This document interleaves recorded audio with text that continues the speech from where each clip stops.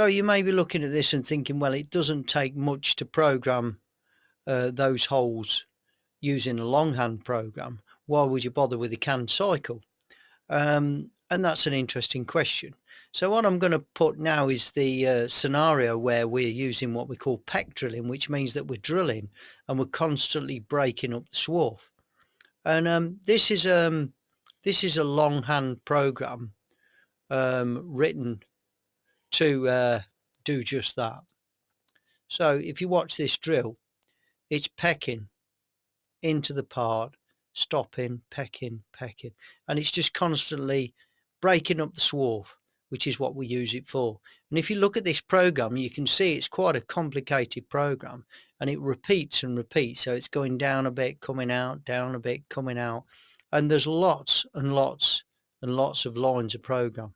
I'm just going to speed that up a bit just so you can see. But if you look at that program whizzing through now, this is a massive program, and all we're really doing is drilling 5 holes, but we're having to write this big long program to do it.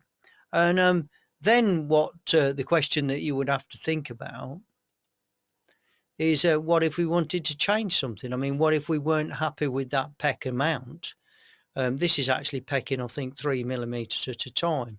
So I would have to go right through this great big program, all the way through it, and on each one of these holes I'd have to make all these alterations to make it peck just a little bit less or more. And if I wasn't happy with it, this could go on forever, and it'd be very, very time consuming to do it.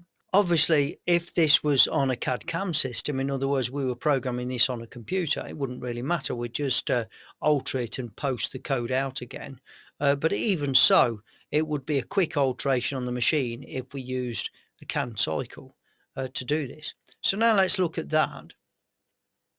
So this program now is going to do exactly the same thing, but this time I'm going to use a canned cycle, and we'll come down, and this is where this really starts to come into its own now, because it's exactly the same as our G81, except what this one does, it's called a G73.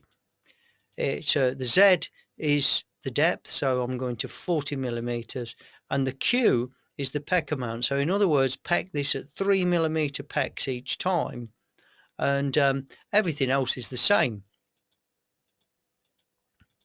And if I need to alter the pecking amount, I'll just alter that Q, and it would peck by a different amount.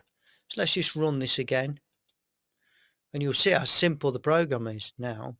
It's just got this cycle, and then exactly the same, it repeats.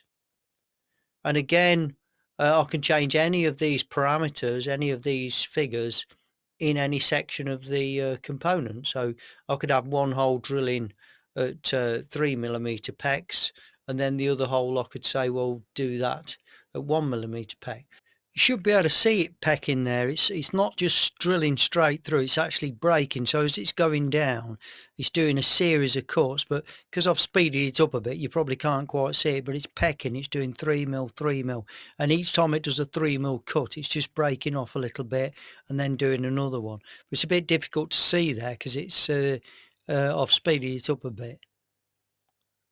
So you can see now really where this comes into its own. So although in my example with the longhand drilling, it's just fairly straightforward, rapid feed, rapid out again, which is not too bad, and wouldn't be too bad if you're only doing one hole.